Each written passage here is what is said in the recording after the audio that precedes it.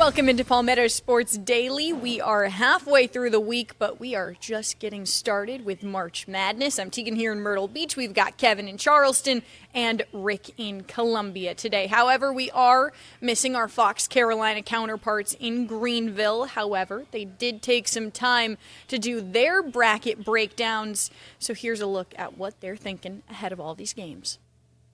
We're trying to keep our sanity during March Madness. We have 4 of our local teams headed to the men's and women's NCAA basketball tournament. We have the Clemson men and women, first time in 28 years they've both made the big dance. Yep. We also have the Furman men and the Gamecocks women, who are always going for a national championship. Oh yeah, Carmine, let's get to some of those details. The Clemson men lock up an 8 seed in the South region, so they get a matchup with 9 seed Iowa in Tampa on Friday in the first round, just before 7 o'clock. Furman is also in the South region, drawing a 15 seed after winning that SoCon championship game last week. They have a date with 2 seed UConn in Philly on Friday in the first round. That game going to be a late one at 10 p.m., Carmine. And the Clemson women also an 8 seed, first trip for the Tigers to the NCAA tournament since 2019. They get the other USC, not the one you're seeing on your screen, 9 seed Southern Cal on Saturday in the home court of our USC, Columbia. The Gamecocks are a 1 seed in the Sacramento 4 region. They'll get the winner, I don't pity them, of 16 seeds Southern and Samford on their home court on Saturday. Here's Clemson men's head coach Brad Brownell on the meaning of making it to March Madness. Man, you want your guys to play in the NCAA tournament, because you know, and I tell them all the time, hey, you guys are going to be fathers soon, and when your little 7 or 8 year old son looks up at you and the NCAA tournament's going on, he's going to ask, did you play, Dad? You know, and you're going to feel pretty good if you can say yes. You're going to feel even better if you can say you won some games. And, you know, it's something that every kid dreams about when he's a little kid, about playing in these games, because it's, you know, it's just an unbelievable, I mean, the world stops a little bit in terms of the basketball world, especially here in the United States, because everybody's filling out brackets and everybody knows who makes it. Coach Brad Brownell's led his team to the NCAA tournament 6 times, but this is the first time he's led them to it 3 years in a row. But Ella, not the favorite for our station employees to pick for the national champ. No, we went around this afternoon and picked out a poll of our Fox Carolina favorites, and both the men and the women. But first, let's talk about the men. The national champion for this year at Fox Carolina is going to be Duke, with Houston coming in at a very, very close second. And then next up for the women, I will say I agree with this one as well. We have selected the UConn team here at Fox Carolina. Carmine, we've got lots more picks on our website as well. Yeah, we sure do. You can hear about all of our picks and all of our teams' potential Clemson Gamecocks second round women's basketball matchup. Keep an eye on that. And some upsets and our personal Final Fours on our bracket breakdown special. That's on our website and the Fox Carolina mobile and streaming apps. For Ella Grogan and Caroline Soro, I'm Carmine Jamay for Palmetto Sports. Well, there are quite a few teams in South Carolina to keep an eye on. However, Kevin, they did miss one of them that I wonder, are they in your bracket moving on? Tell us about the one that they're missing. Yeah, just the disrespect from the upstate to completely ignore the College of Charleston women, who are going to their first NCAA tournament this weekend. They're actually going to kick off the entire women's tournament coming up on Friday. The first game of the day, they'll play at 11:30 a.m. as a 14 seed when they take on 3rd seed Duke. And the College of Charleston just leaving town today on their way up to Durham as we record this right now. And coming off that huge victory, 3 wins on 3 days up at the CAA tournament in Washington, D.C. last weekend. So they've got a ton of momentum, a ton of solid play going on for the Cougars right now, including Grace Isabelo, the junior transfer who came over from JUCO last year. She's been averaging close to a double-double this entire season, second team All-CAA. After this season, you see her number 22 celebrating right there. We got a chance to talk to her yesterday about what it means to be going to play this Duke team in the first round on Friday. I mean, they're a good school. I'm not going to underrate them. They're like highly ranked, but for top mid-majors, we're also highly ranked. You know, we could give them a run for their money. We just have to focus on the game. I mean, when we go there, we're going to be happy about the moment. We're going to be happy about what we achieved and what it means to us in the program, but when it's time to play, we're going to play. You know, we're not just going to go there because, oh yeah, we made it, we're so happy, and then just be there for that. No, we could laugh about it and have fun, but then when it's business time, it's business time. Yeah, we want to try to stay, we're there for a reason, so we want to put it all out there for sure. I'm excited to play at Duke. Like, I've just seen it on TV. It just looks like a great environment. Like, they fans is crazy. Not crazy, but, like, they got, like, energy. So, like, I'm excited to play there.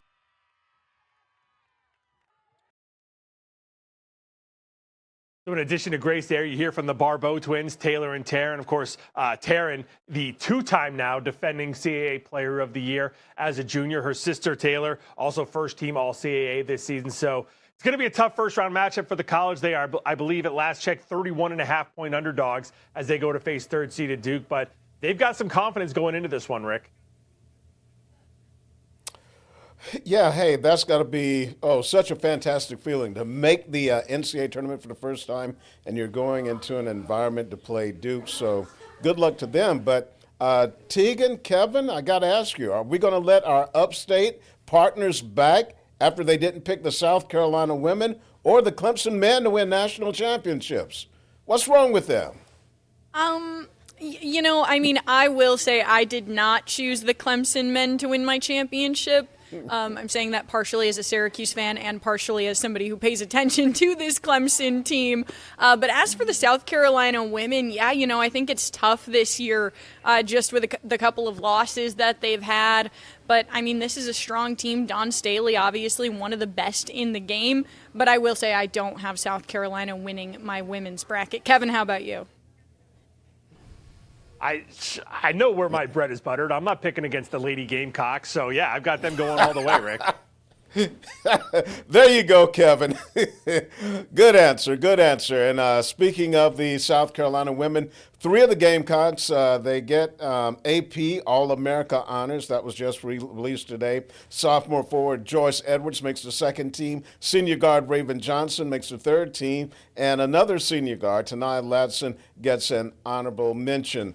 And Raven is also up for a very prestigious honor named for her head coach, the Dawn Staley Award. Now, this trophy goes to the player who exemplifies the skills Dawn possessed as a player, ball handling, scoring, and the ability to distribute the basketball and a will to win.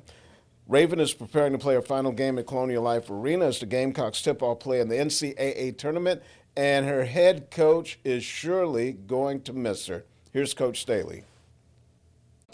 Well, I think Raven does a really good job of just staying present, and she doesn't really talk about it being her last year. She just wants to win another national championship, and that's where her focus is. And that's a good thing about Raven is she just wants to win, and all that other stuff is secondary because there's nothing you can do about going to the next level, and there's something that you can do about by prolonging your stay in the NCAA tournament. And if the Gamecocks can win the national championship, it would be the third ring for Raven. In 2022, her freshman year, she had the red shirt because of an injury. And then 2024, she was an integral part of that championship team. Producer Nick, did you say it's time for a break? He says indeed. We'll be right back.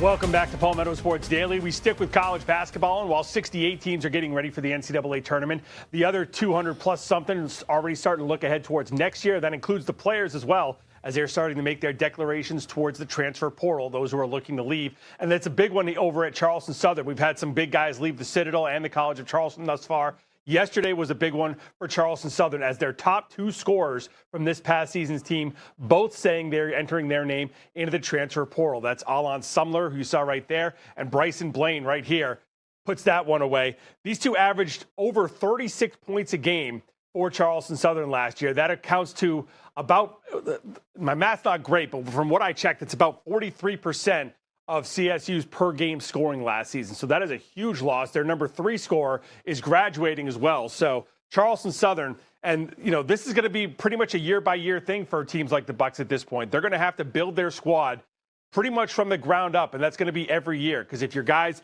have good seasons and they're underclassmen, they're going to jump in the transfer portal and try to make more money, go to a bigger team. If they didn't have a good season, they're going to go maybe look somewhere else for more playing time.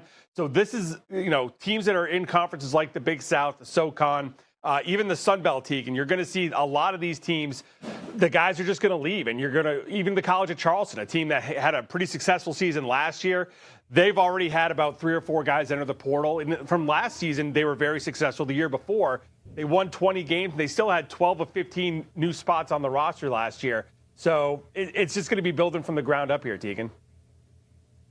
Yeah, I mean, it seems to be like that every single year now since, the addition of NIL. But then on the flip side, you do look at programs like Coastal Carolina, for instance, where some of those players they're bringing in are guys with some Power 4 experience, like Josh Beadle this year came from Boston College, spent some time at Clemson. So, you hope that you can get guys like that. But yeah, as a fan, I mean, it's sad to see every single year these guys that are really performing for this team, really doing great things, making you love the team more. Just sad to see them leave. So, yeah, really not good news for Charleston Southern with those 2 guys leaving, but you've got to hope that they can replace them or find somebody better, Rick. Excellent point there, Teagan, about the fans, not having a chance to really fall in love with the players because they're here for such a short period of time. You look at the Gamecock men, where they had like 10 or 11 new guys, and it really makes me wonder about the bonding of these teams when you have so many new players come in and they hardly know each other, and then maybe you're getting to know a teammate and he's maybe gone the next year. And Kevin, I think it's going to make it even harder for the smaller schools like your Charleston Southerns when you don't have guys staying like 3-4 years in a row. And in the past, those are the teams that could get into the postseason and make a run because of their cohesiveness as a team unit. But it's the new era of college athletics, and I guess we just have to get used to it. Yeah, if you look at Charleston Southern and the last time they had their most success, you're talking about 10 years ago, that 2015 to 2017 range. And that's when Saad Nimley, who's the head coach now, he was in his senior year after spending 4 years. Arlen Harper was his teammate for 4 years. They were both all-conference players the entire 3 or 4 years they were there. Nimley was the player of the year his last year. But you look at guys like that, they would have been gone at the latest after their sophomore year. Nimley might have stayed a little longer because he was so short. He's only about 5'4". But a guy like Arlen Harper, who played 10 years ago, he was 6'5", 6'6". He would have gotten a shot, if not in a SEC or ACC, definitely something like the Sun Belt or not right around there. So it's just going to be next to impossible for teams like that, like you said, Rick, to have any kind of cohesion. And especially if you're looking at a team like the Citadel, where the guys have to come in and do military service as well. That's going to be next to impossible to get anyone to stay there for more than a couple of seasons at this point. We've still got more coming up here on Palmetto Sports Daily. We'll be back right after this.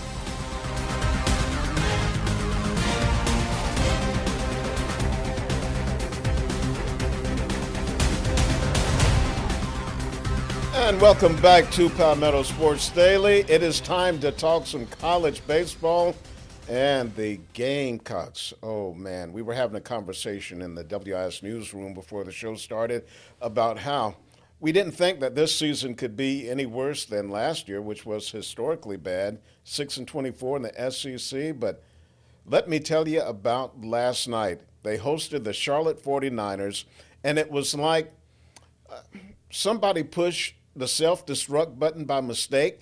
They realize it and they're trying to undo it, but it gets stuck. And the Gamecocks, they hit 2 batters, they walked 11, and committed 5 errors. And they wound up losing to Charlotte 11-8. And in the 5th inning, they went to the 5th inning leading 5-2. There was a pop fly that could have ended the inning. They had 2 out, but it was dropped. They walked a couple of batters, walked in a run, and then gave up a grand slam. And before you know it, the 49ers are leading 9-5, and it was all over from that point. And here's Coach Paul Maneri after that really, really bad loss. I don't really have much to say tonight. 13 free passes, 5 errors, about tells it all that I need to say. Well, we got to work, get back to work tomorrow. We'll have 2 days of practice and get ready for Friday. I don't know what else to tell you. We'll get back to working at it, and hopefully we'll play better. Man, they still were having blunders in the post-game presser. Did you see the person who walks around the room and delivers the mic to reporters who want to ask a question? They walk right in front of the camera. I mean, just everything going wrong for South Carolina. Teagan, I see you shaking your head. How bad is this for the Gamecocks? Horrible. I mean, it can't get much worse than this, at least I would like to think. But then again, if history is any indicator here, it honestly could. I mean, it's just sad to see, a guy who was known as such a great coach when he came to South Carolina. He was looked at this guy who was going to really lead the program, really bring them to a good place, and Maneri just has not panned out that way. I'm not sure why or how that happened, but I mean, the Gamecocks just seem to be on a path to a very similar season to last year, Kevin. Yeah, Rick, I wanted to ask you, at this point, what do you think is behind the decision to keep Paul Maneri in this job? Is it mostly money that they don't want to pay this buyout, or do you think there's a belief from the administration that he can turn this around and make this a winning program again? Because to me, it looks like money would be the main, if not the only reason to keep him at this point. Yeah, well, I guess you can look at it and say, okay, you're early in the SEC season. They're 0-3 after a disastrous trip to Florida. I don't know if they want to give him a little more time. I believe the buyout is maybe around $4 million. But if you saw the game last night and you looked at the crowd, there was like no one sitting behind home plate. I mean, no one was there. Of course, it was a 4 o'clock start time on a Tuesday. It was a chilly afternoon, and the team is off to a bad start. But this weekend, they've got Arkansas coming in, so it'll be very interesting to see what the crowd will look like. It's going to be good weather, and people may say, hey, with this economy, I'd rather go spend my money on something else, something that's going to give me some joy. But maybe the administration is going to say, hey, let's see if we can turn it around, because like Teagan said, he was very successful at LSU, won a national championship, a bunch of SEC championships. But if it doesn't turn around soon, then I think they're going to have to make a decision. Yeah, I totally agree. And it's the question of if they make a decision at some point, during the season, if they wait until after. Obviously, we talked about Lamont Paris in South Carolina's decision to keep him and fans' reaction to that. We talked a little bit about the crowds there. So, yeah, I wouldn't be too surprised if there are not a ton of South Carolina fans, at their next game this weekend. As for Coastal Carolina, they are still ranked 16th in the country after sweeping App State in their first Sun Belt series of the season. They'll face JMU this weekend for that next Sun Belt series, but before that, they'll be on the road tonight on Wednesday, taking on Campbell at 6 o'clock. Now, the Chants have had some good success lately with their pitching staff, something they were a little bit worried about after a couple of their guys have been off with injuries. As for Campbell, they are coming off of a 13-3 loss to Duke last night, so 2 games in a row, 2 nights in a row might be a little bit much for them. Hopefully Coastal can capitalize off of that. But the Fighting Camels, just 10-9 overall. They are 5-1 in their conference. But Coastal Carolina will be on the road for this one. We're still waiting for them to post that pitching lineup for this one. But hopefully Coastal can get a big win. Hopefully as they get closer to getting some of their pitchers back from injury, that'll make a difference for them. But it seems like they're holding steady at 16 right now, Kevin. Yeah, we had a rarity in the Low Country last night as well as Clemson came down to play the College of Charleston. First time in almost a decade the Tigers have come down to the Low Country to play a game. And Clemson's bats looked pretty good early on. Nate Savoy hitting a first-inning home run. He would add a second home run, a two-run homer in the third inning. And that was all the scoring Clemson would need last night as they come away with a 3-1 victory over the College of Charleston. That moves them to 17-4 on the season, drops the College down to 9-11. Chad Holbrook, after the game, talked about how appreciative he was to Eric Bakich for just agreeing to come down and play this game because, like I said, it had been such a long time. And CFC set an attendance record, almost 1,700 people coming out to Patriots Point last night to watch Clemson play against the College of Charleston. And now tonight, it's the Citadel's turn as Clemson going to be over at Riley Park taking on the Bulldogs with a 7 o'clock start time as they'll take on the Sid tonight. Sid looking to build off that win they got over South Carolina just last week. We're going to wrap things up here on Palmetto Sports Daily coming up right after this.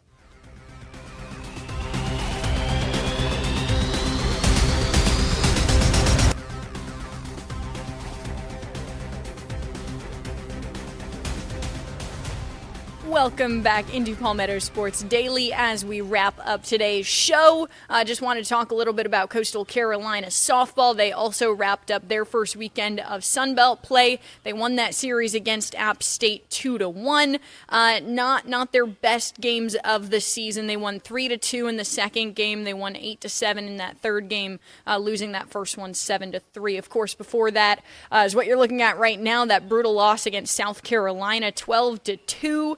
In just 5 innings. But Coastal Carolina looking tonight to grab a win against Winthrop, also looking to get back in the positive side. Record-wise, they're 14-14 on the year right now. Of course, Kelly Green, the head coach of Coastal Carolina softball, who's been in charge of this program for quite a while. So we'll see if Coastal Carolina can get a win there on the road tonight at Winthrop before they travel to JMU. No, they're hosting JMU this weekend. They're hosting before they host JMU this weekend. We're going to wrap up today's show of Palmetto Sports Daily, but we'll see you tomorrow.